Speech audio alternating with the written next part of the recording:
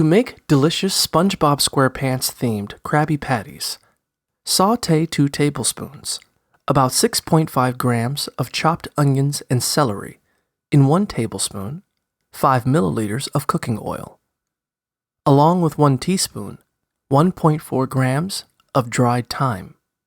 Simmer the vegetables until the onions are transparent.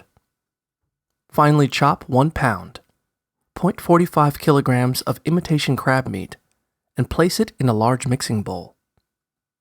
Mix in the celery and onions, 3/4 cup, 81 grams of seasoned breadcrumbs, 1 tablespoon, 15 milliliters of Dijon mustard, 2 tablespoons, 30 milliliters of mayonnaise, 2 lightly beaten eggs, and salt and pepper to taste until all the ingredients are thoroughly combined. Mold the mixture into patty shapes.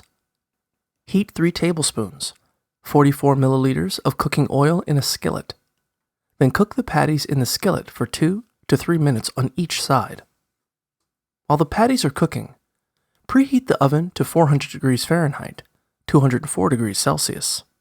Bake the fried patties in the oven for 10 minutes. Serve up the patties on a bun, hamburger style, or have them alone.